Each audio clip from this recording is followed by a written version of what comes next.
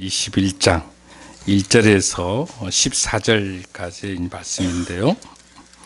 이 말씀을 통해서 저와 같이 함께 보도록 그렇게 하겠습니다. 자, 여러분들 21장 4절부터 7절까지 읽습니다. 4절부터 7절까지 요한복음 21장 4절에서 7절까지 시작. 날이 새어갈 때 예수께서 바닷가에 서셨으나 제자들이 예수인 줄을 알지 못하는지라. 예수께서 이르시되 얘들아 너에게 고기가 있느냐? 대답하되 없나이다. 이르시되 그물을 배 오른편에 던지라. 그래야면 잡으리라 하시니 이에 던졌더니 물고기가 많아 그물을 들 수 없더라. 예수께서 사랑하시는 그 제자가 베드로에게 이르되 주님이시라 하니 시몬 베드로가 벗고 있다가 이라 하는 말을 듣고 겉옷을 두른 후에 바다로 뛰어내리더라. 아멘. 여러분 볼펜 하면 생각나는 게 뭐예요? 볼펜, 모나미. 너무 유명한 것 같아요. 그 모나미가 무슨 뜻인지 아세요? 그 모나미의 몽이라는 단어가 정말 나의 그다음에 아미라는 말은 친구라는 뜻. 그러니까 몽아미, 그게 모나미예요. 그 기원은 여러분들이 1960년도에 그 송삼석 회장이라는 사람이 있었습니다. 그 당시 그 회사가 광신화학이라는 그 회사를 가지고 있었는데 사업을 할 때마다 계속 실패를 하는 거예요. 이 송삼석 회장이. 그래서 어느 날 이제 크리스찬이기 때문에 기도원에 올라갔습니다.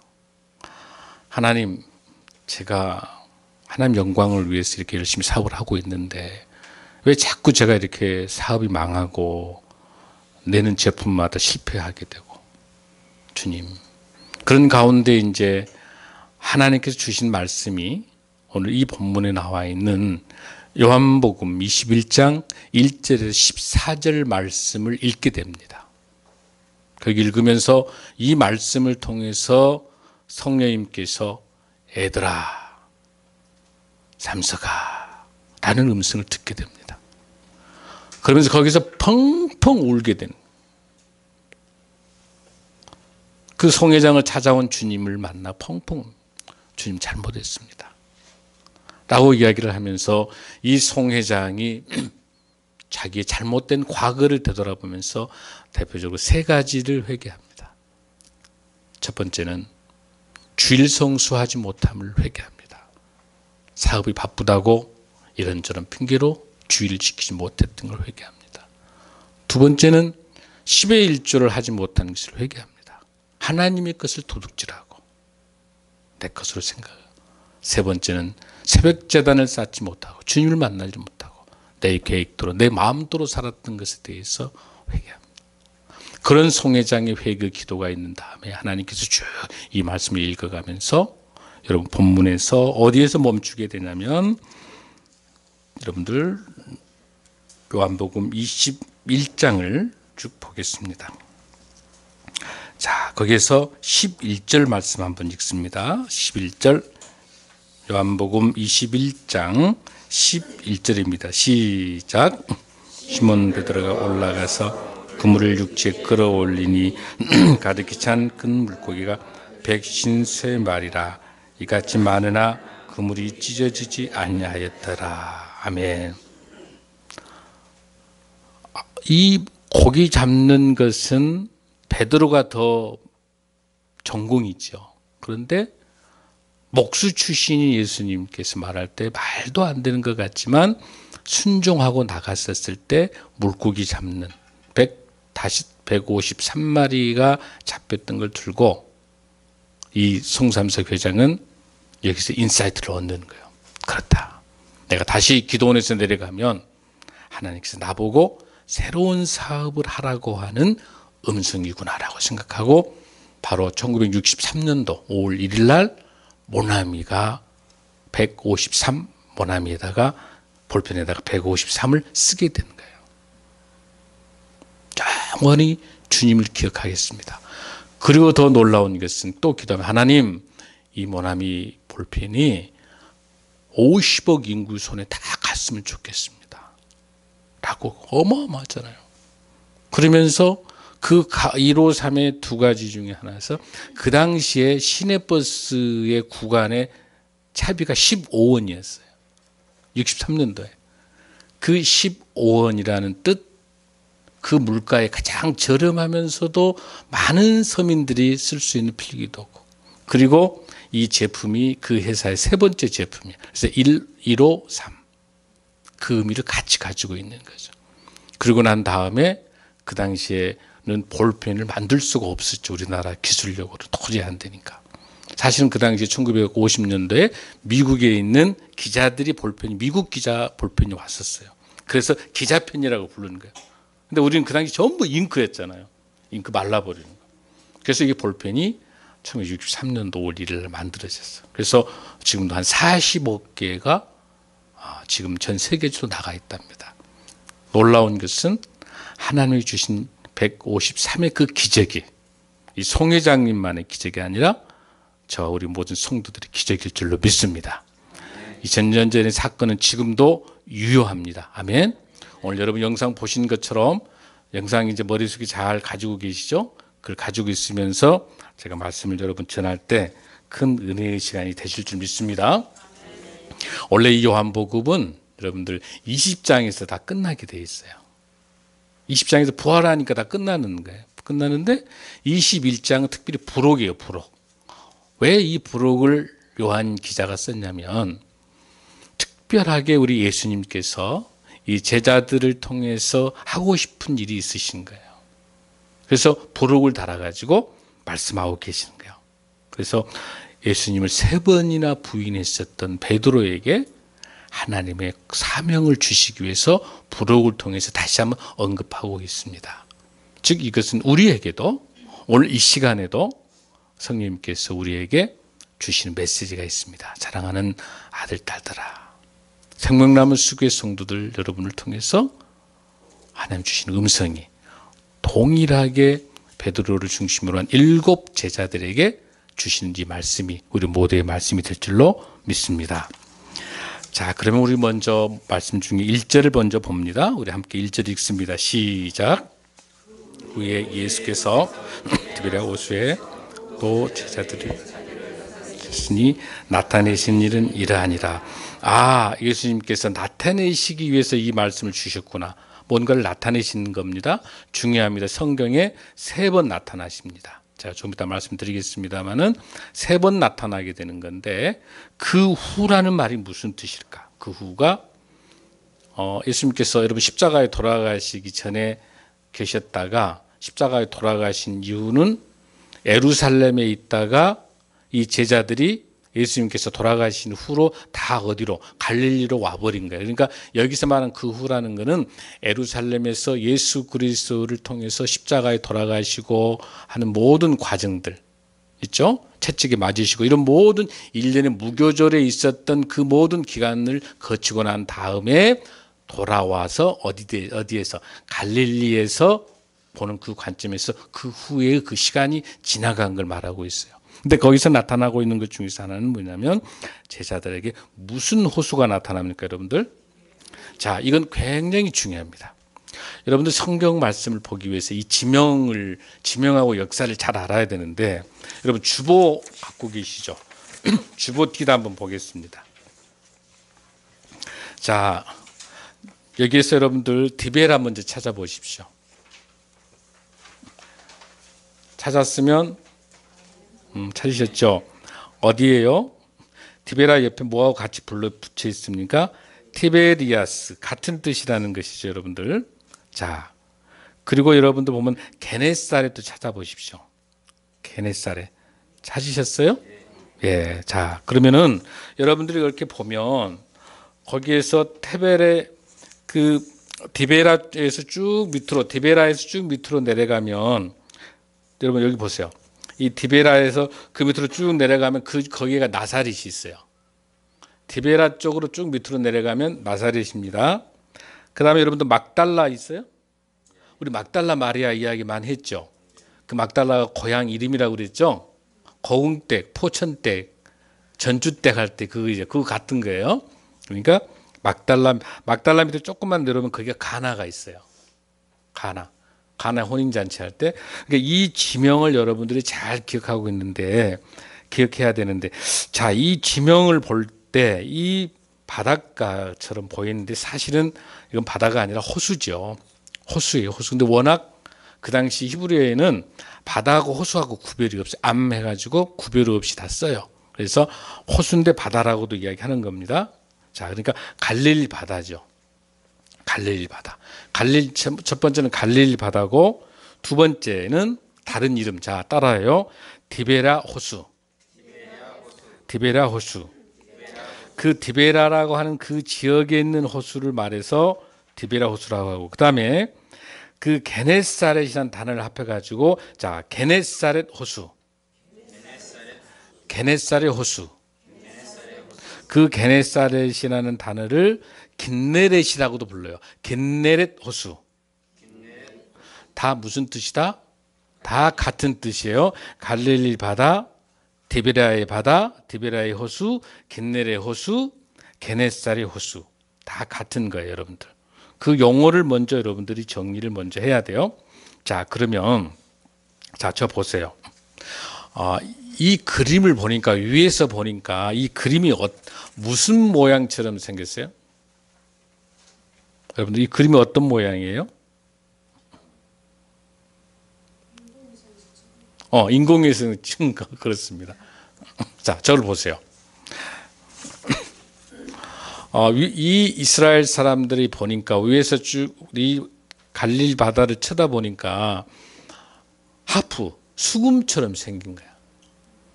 하프 모양 보이시죠? 이렇게 하프 보이죠? 이렇게 수금처럼. 수금 그러면 생각나는 사람 누가 있어요, 여러분들? 다윗이 수금 왕의 명수잖아요. 그래서 이 히브리어로 뭐라 부르냐면 키노르라 불러. 키노르. 수금을 키노르. 그 키노르라는 그 단어에서 나온 것이 키네렛. 지금도 유대인들은 키네렛이라고 불러요. 지금도 지명이 키네렛이에요. 그 키네렛이 우리말로 번역하니까 어떻게 돼요? 긴네렛. 이해되시죠, 여러분들? 긴네렛. 아까 뭐라고 그랬어요? 긴네렛, 갈릴리, 디베라 다 같은 뭘 말한다? 갈릴리 호수를 말한다. 여러분 이해되시죠? 그걸 먼저 정리를 해야 돼요, 여러분들.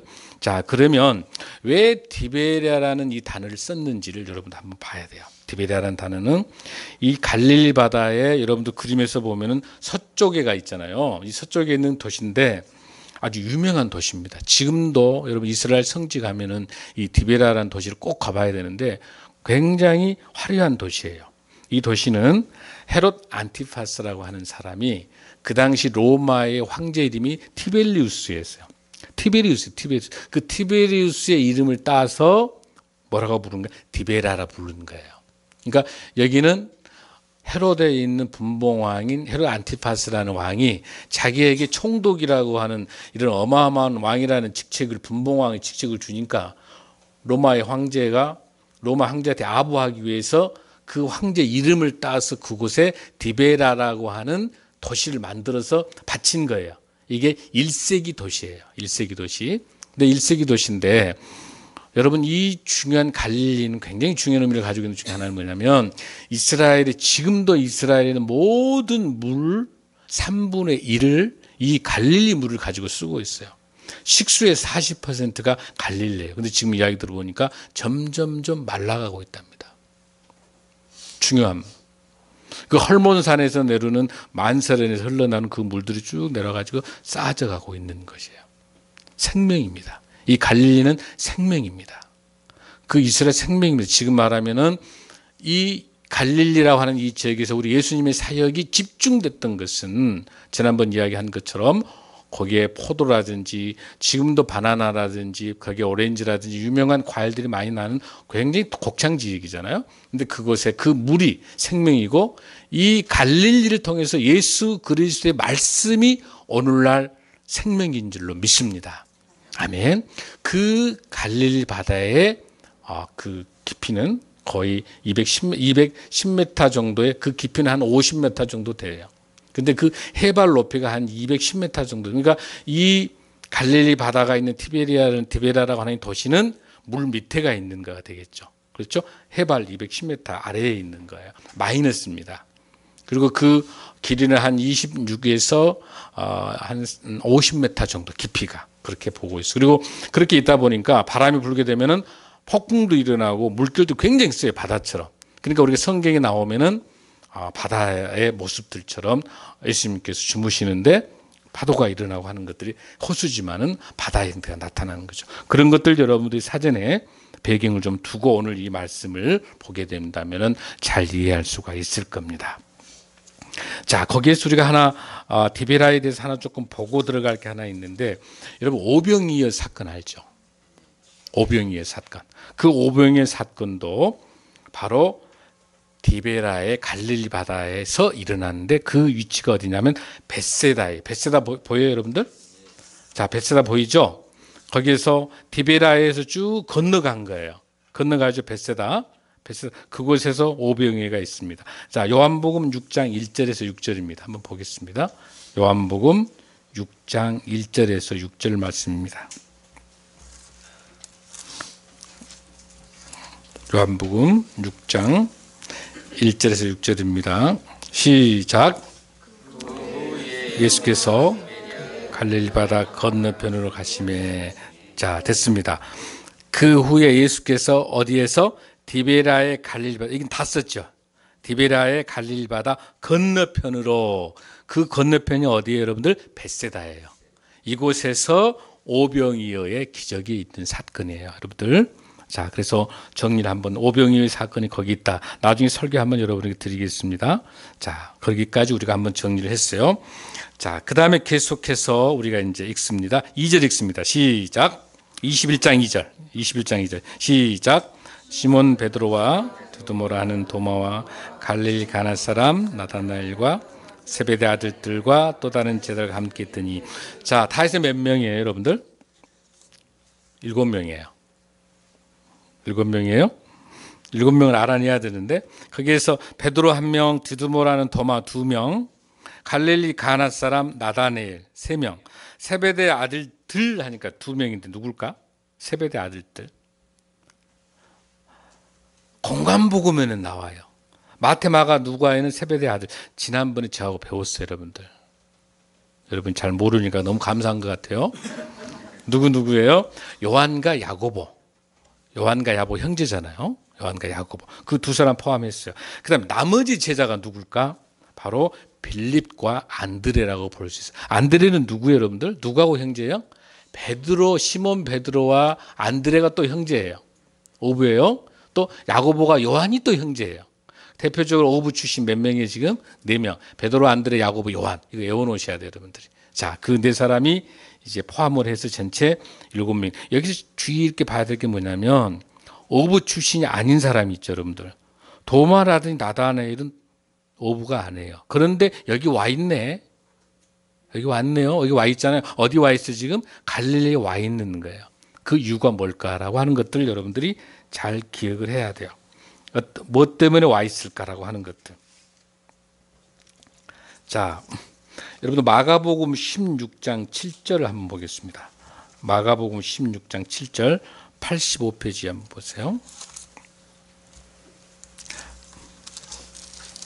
자, 마가복음 16장 7절.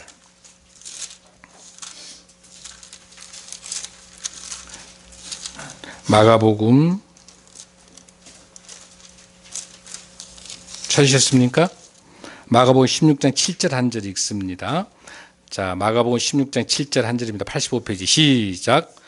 가서 제자들과 베드로에게 이르기를 예수께서 너희보다 먼저 갈릴리로 가시나니 전에 너희에게 말씀하신 대로 너희가 거기서 배우리라 하느니라. 아멘. 아멘. 예수님께서 너희보다 먼저 어디로? 갈릴리로 가시나니 너희 말씀하신 대로 거기서 배우리라. 그러니까 이 7명의 제자들은 예수님에게 약속하신 대로 거기 가면 예수님이 오실 거라고 미리 가서 대기하고 있는 거예요. 여러분 이해되시죠? 자, 그 7명이 가 있다고 하는 것들을 배경을 먼저 보겠습니다.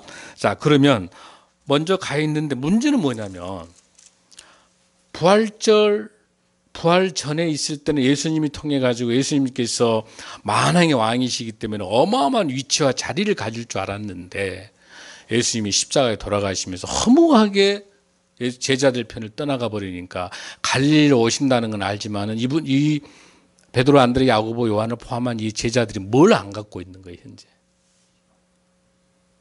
희망을 안 갖고 있는데 실질적으로 뭘 안 갖고 있는 거예요. 자, 본인이 제자로 떠나가면서 가지고 있던 뭐를? 배도 버렸죠. 그 다음에 오랫동안 3년 동안 떠나가 있으면서 뭐 하는 것도 고기 잡는 법도 많이 다 떠난 거예요. 그러니까 현재 이들은 백수야, 백수. 가지고 있는 게 아무것도 없는 거예요. 너무너무 심각한 거예요. 먹고 사는 문제가 너무 심각한 거예요. 생존권에 대한 문제. 아까 여러분 영상에 본 것처럼 그나마 베드로가 리더십이 있어서 나머지 6명을 데리고 있긴 있지만은 당장에 먹고 사는 문제가 심각한 문제인 거예요. 예수님은 부활하셔서 여기 안 계시기 때문에. 사랑하는 성도 여러분, 우리들에게 인생도 마찬가지예요. 우리 인생 살면서 얼마나 힘이 듭니까? 먹고 사는 문제가, 생존의 문제가 심각할 수 있는 거예요. 우리가 신앙생활 하면서 경제적인 문제, 자유롭지가 없잖아요. 여기는 제자들도 똑같은 상황이에요. 정말 예수님 제자였지만 당장 먹고 사는 문제가 심각한 거예요. 그래서 베드로가 어때요? 안 되겠다. 우리 바다로 가자. 거기라도 잡아서 먹고 살아야 될 거 아니니. 예수님 올 동안 기다려야 되니까. 생존의 문제입니다. 지금 이 시간에 주님께서 우리를 부르십니다. 어떻게 부르시고 계십니까? 자, 3절 읽습니다. 시작. 그들이 우리도 함께 가겠다 하고 나가서 배에 올랐으나 그날 밤에 아무것도 잡지 못했더니. 자, 왜 밤에 고기를 잡아야 될까라고 하는 걸 궁금하지 않아요, 여러분들? 두 가지가 있어요. 밤에 고기를 잡는 이유는, 하나는 갈릴리 바다, 여러분 성지순례 또 우리 꼭 갈 건데 가보신 분 있겠지만은 너무 물이 맑아가지고 배가 거기 딱 지나가면 배가 보여버려. 그러니까 고기가 그 근처 와요, 안 와요? 안 와요. 이해되죠, 여러분들? 두 번째, 밤에 잡아야 싱싱한 고기를 그다음 새벽에 팔 수 있어요. 굉장히 지혜로운 것 같아요. 동의 안 해요, 여러분들? 그래서 밤에 잡는 이유는 특히 그 지중해 이쪽으로 해서 특히 고기가 맑은 특히 갈릴리는 밤에밖에 낚시질을 안 해요. 밤에 주로.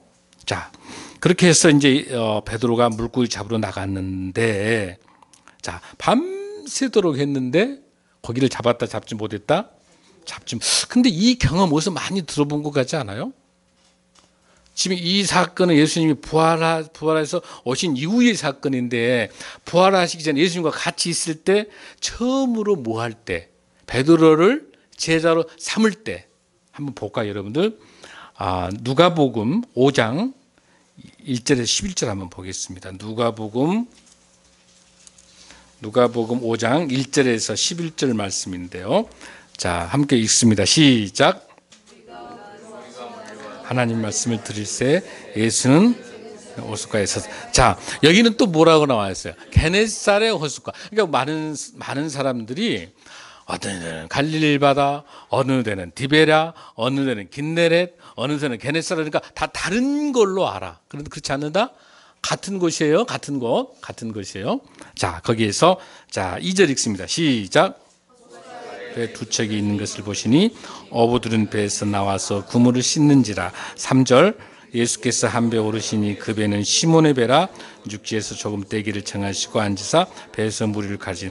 아니, 하필이면 두 대가 있는데 그 배 중에 하나 누구 것을? 베드로 것을 택한 거예요.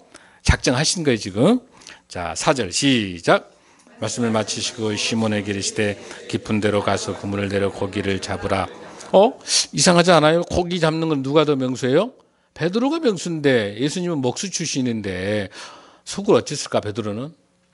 없기네. 이제 했을 거 아니에요. 그러죠? 자기가 전공 분야인데 전공 아닌 사람 이야기하면 말은 않지만 얼굴은 얼굴 환하게 웃지만 속으로는 그런 게 있잖아요, 여러분들. 베드로 그냥 다혈질이기 때문에 대단한 것 같아요. 참아내고. 자, 5절 읽습니다. 시작. 시몬이 대답하여 이르되 선생님, 우리들이 밤이 새도록 수고하였으되 잡은 것이 없지만은 말씀에 의지하여 내가 그물을 내려. 야, 뭐에? 말씀에 의지하고. 아주 중요합니다. 말씀에 의지하고. 그렇게 했더니 6절 시작. 잡은 것이 힘이 많아 그물이 찢어지는지라. 이것도 많아가지고. 자, 8절이 아주 귀합니다. 8절 말씀 시작. 시몬 베드로가 이를 보고 예수 무릎 아래 엎드려 이르되 주여 나를 떠나소서 나는 죄인이소이다. 아멘. 아멘.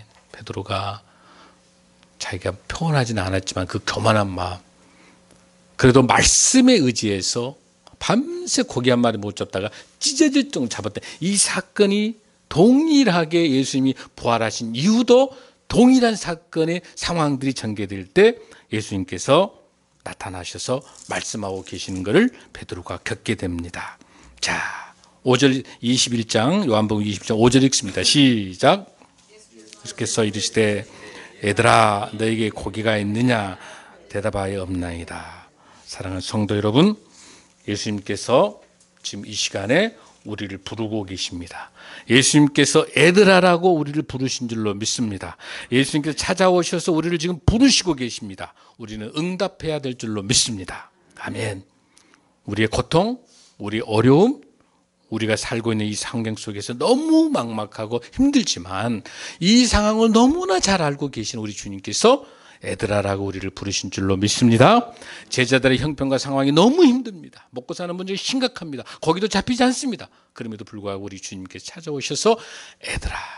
근데 이 예수님 제자들이 애들이에요, 아니에요? 애들이에요, 아니에요, 여러분들? 애들 아니죠?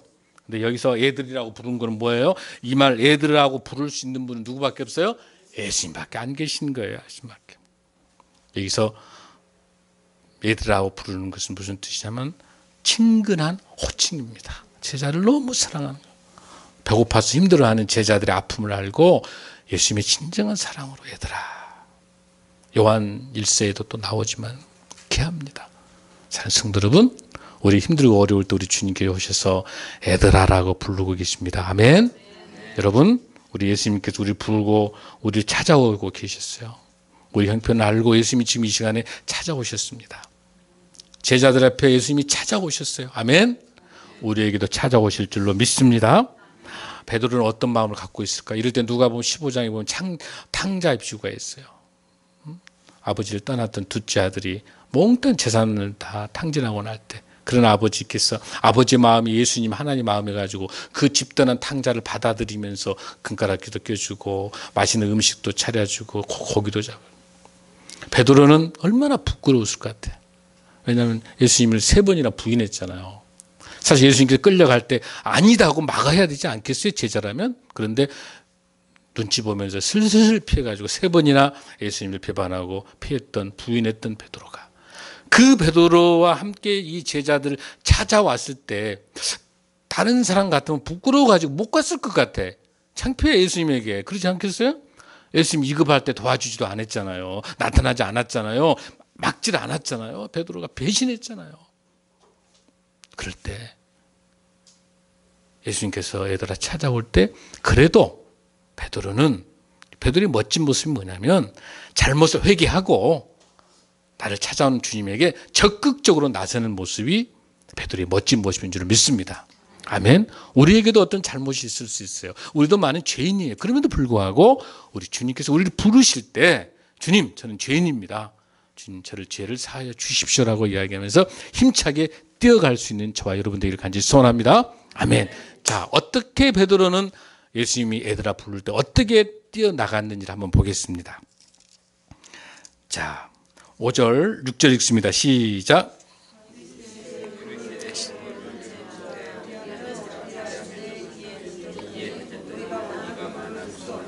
자, 거기 보면 그물에 배 오른편에 던져라. 오른편은 똑같죠? 오른편에 던져라.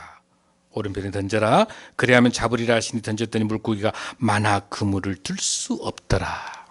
자, 7절입니다. 시작. 예수께서 사랑하시는 그 제자가 베드로에게 이르되 주님이시라 하니 시몬 베드로가 벗고 있다가 주님이라 하는 말을 듣고 겉옷을 두른 후에 바다로 뛰어내리더라. 아멘. 여러분 이 모습 상상이 됩니까 여러분들? 자, 첫 번째는 예수님께 찾아오셔서 우리를 불러주셨고, 두 번째는 뭐예요 여러분들? 예수님의 음성을 듣고 순종하는 베드로의 삶이 우리의 삶이 될 줄로 믿습니다. 주님께서 음성으로 부를 때 아멘하고 순종하며 주님을 따라갔을 때 능력이 있을 줄로 믿습니다. 어떤 상황을 베드로가 하고 있습니까? 보세요. 베드로가 거기에서 예수께서 사랑하시는 그 제자가 누구예요? 그 제자가 요한입니다. 요한입니다. 요한이 이야기합니다. 요한이 베드로에게 말합니다. 주님이십니다. 주님이십니다. 그랬더니 시몬 베드로가 벗고 있다가 주님이라 하는 말을 듣고 겉옷을 두른 후에 바다로 뛰어. 여러분 여기 봐요. 베드로가 아까 옷을 벗고 더우니까 고기를 잡고 있단 말이에요. 근데 요한이 뭐라고? 주님이다라고 이야기하니까 얼른 바로 물로 들어가서 반가우니까 바로 들어가서 헤엄쳐서 주님에게 가야 되는데 뭐 하고 있어요? 겉옷 왜 그랬을까요? 성경 읽을 때 안 궁금해. 나는 엄청 궁금했어요. 할렐루야. 야, 역시 우리 생명나무숲교 수준이 아주 높은 수준. 그 급한 상황인데도 예수님 앞에 서야 될 때 최대한 예우를 갖추는 거예요. 베드로가. 그러나 그 어떤 제자보다 제일 먼저 뛰어들어가서 배를 타고 얼른 갈 수 있는데 급하니까 헤엄쳐 가는 거야. 근데 그 거리가 얼마나 되는 거예요, 여러분들? 거리 한번 보세요. 그 거리가 얼마나 돼요, 여러분들? 얼마나 돼 있어, 거리가? 자, 거기 8절 한번 읽습니다. 시작. 불과 한 50칸쯤 되므로 작은 배를 타고 물고기 등금을 끌고 와서 육지에 올라보니 숯불이 있는데, 자, 50칸이라고 되어 있죠, 여러분들. 이 50칸이라고 하는 이 단어는요, 어떤 단위냐면 200규빗을 말해요. 200규빗. 그러면 여러분들 한 규빗은 여러분들 손가락 가운데 손가락에서 팔꿈치까지 한 규빗이 한 45cm 정도 돼. 그러면은 여기 나타나 있는 50칸은 200규빗이니까 200 곱하기 45 얼른 했더니 얼마 나와요, 여러분들? 91m.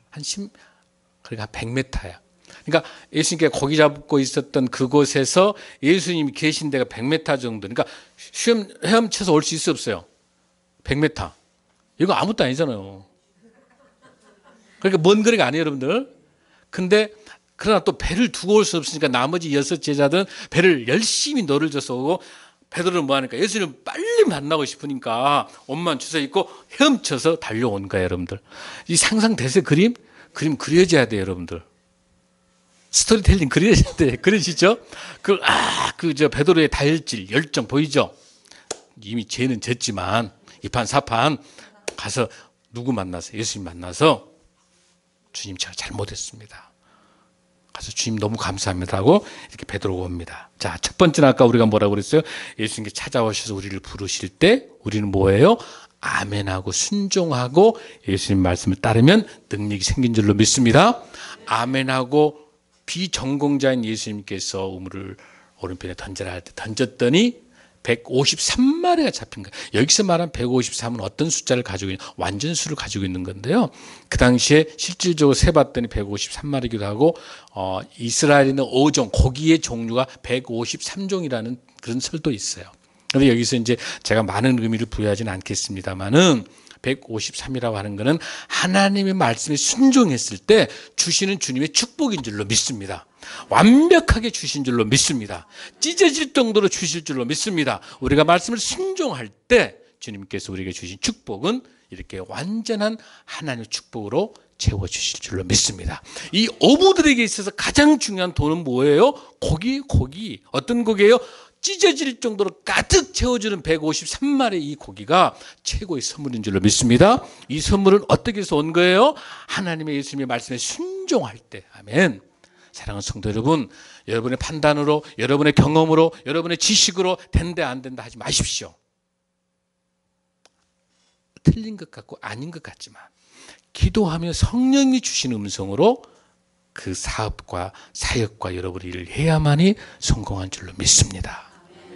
세상적인 판단으로 세상 상황으로는 말도 안 되는 이야기죠. 왜? 예수님은 전공자가 아니잖아요. 그러나 베드로가 나의 전공, 나의 경험, 나의 재산, 나의 능력, 나의 모든 것을 다 내려놓고 우리 예수님 말씀대로 순종할 때 153의 기적이 일어날 줄로 믿습니다. 사랑하는 성도 여러분, 이 기적은 우리의 기적이 될 줄로 믿습니다. 주님이 말씀하실 때 이 말씀을 통해 순종할 때 이 기적이 일어날 줄로 믿습니다. 여러분, 사고를 바꿔야 됩니다. 기존의 나의 경험, 나의 틀을 다 바꿔야 돼. 시대가 어느 시대인데 여러분, 4차 혁명에 와 있어요. 우리 이 시대가. 지금 여러분들 컴퓨터끼리 로봇끼리 대화하는 시대가 와 있는 거예요. 3D 이 시대가요. IoT 시대 와 있는 거예요. 여기 있으면서 여러분들 보일러 조정도 하고요. 여기서 밥도 하는 거예요. 밖에서 원격 조정하는 이런 시대에 와 있는데 여러분, 시대가 디지털 시대, 초디지털 시대인데 지금도 아날로그 방식으로 사고를 바꾸길 바랍니다. 아멘. 사고를 어떻게 바꿉니까? 예수님의 초점으로 바꿔야 될 줄로 믿습니다. 예수님 말씀으로 바꿔야 될 줄로 믿습니다. 세상의 상식과 기준과 모든 것들을 바꿔야 됩니다. 아멘. 내 생각, 내 경험 바꿔야 됩니다. 아멘. 시대가 변하고 있을 때 어떻게 바꿉니까? 성령 충만하게 기도하고 이 말씀을 통해서 성령 충만하게 그 은혜 가운데 바꾸는 저와 여러분 되기를 간절히 소원합니다. 아멘. 자, 이제 마지막으로 9절입니다. 시작.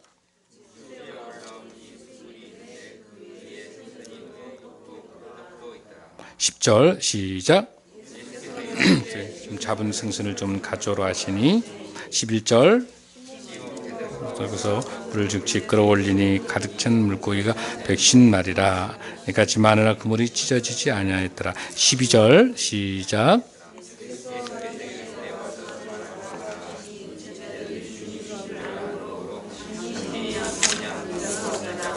아멘. 자, 사랑하는 성도 여러분, 우리 주님께서 어떤 모습을 보여주고 있습니까? 이 제자들에게 가장 필요한 게 뭐예요, 여러분들? 고기잖아요. 그 다음에 또 그날 밤새 고기 잡았으니까 배가 고파요, 안 고파요? 배가 고프니까 아침 조찬을 먹어야 되잖아요. 그런데 이거를 누가 준비해 놓으신 거예요? 예수님 준비해 놓으신 거예요. 우리의 모든 필요와 우리 모든 것들을 준비해 주신 주님을 찬양합니다. 할렐루야. 사랑하는 여러분, 주님 우리의 배고픔을 아실 줄로 믿습니다. 우리가 무엇을 가장 필요로 한지를 우리 주님이 잘 아십니다.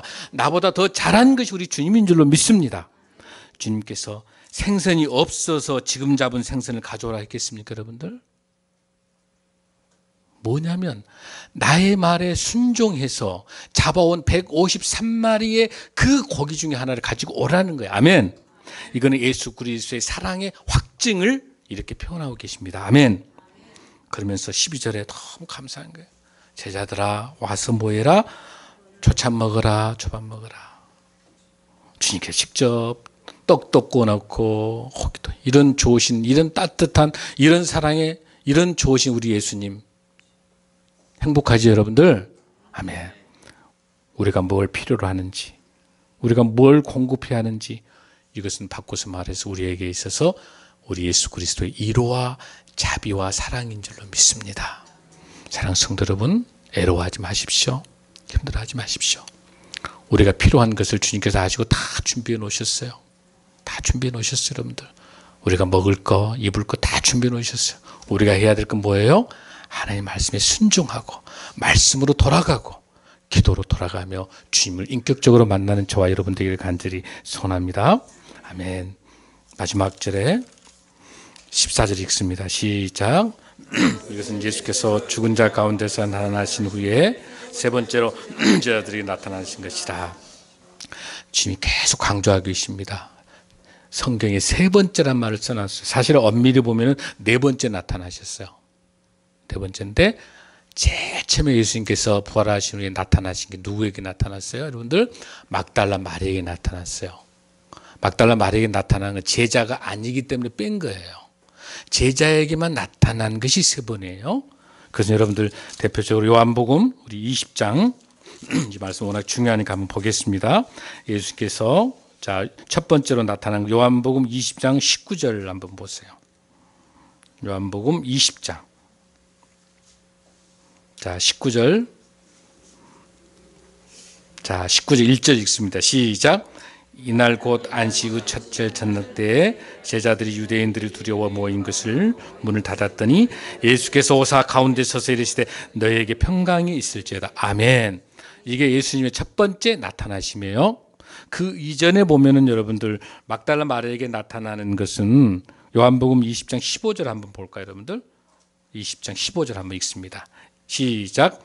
예수께서 이르시되 여자여 어찌하여 울며 누구를 찾느냐 하시니 마리아는 그가 동산직인 줄 알고 이르되 주여 당신이 옮겼거든 어디 두었는지 내게 이르소서 그리하면 내가 가져가리라. 예수께서 16절 예수께서 마리아야 하시거늘 마리아가 돌이켜 히브리 말로 랍보니 하니 선생님이다. 자, 제일 처음에 막달라 마리아에게 나타나오신 거예요. 이게 첫 번째 나타남이시고 두 번째 나타난 것이 제자들에게는 첫 번째고요. 그 다음에 제자들에게 두 번째는 요한복음 20장 26절 한번 보시면 26절 20장 26절 시작. 여드레를 지나서 제자들이 다시 집안에 있을 때 도마도 함께 있고 문들이 닫혔을 때 예수께서 오사 가운데 서서 이르시되 너희에게 평강이 있을지어다. 아멘. 공통된 사실은 첫 번째 두 번째 다 공통된 게 뭐냐면 의심 많은 도마와 제자들에게 두 번이나 나타나신 거예요. 아멘. 워낙 믿지 않으니까 사는 성도들 우리도 도마와 같지 않은지 모르겠어요. 아멘. 아멘. 아멘. 도마와 나타난 첫 번째, 두 번째 나타나고 지금 나타나는 요한복음 21장이 세 번째 나타난 거예요. 그래서 21장 14절에 예수께서 죽은 자 가운데서 살아나신 후에 세 번째로 제자들에게 나타난 것이 아멘. 사랑하는 성도 여러분, 말씀 마칩니다. 우리의 배경과 상황은 심각합니다. 힘듭니다. 어렵습니다. 도저히 살아갈 수가 없습니다. 그럼에도 불구하고 우리 주님께서 직접 찾아오셨습니다. 아멘. 우리는 하나님의 말씀에 예수님 말씀을 순종하며 능력을 얻었습니다. 아멘. 그럴 때 우리에게 좋은 것으로 준비해 주실 줄로 믿습니다. 이런 좋으신 주님을 만나는 부활의 능력을 만나는 저와 여러분 되기를 간절히 소원합니다. 아멘. 우리 기도하겠습니다. 찬송가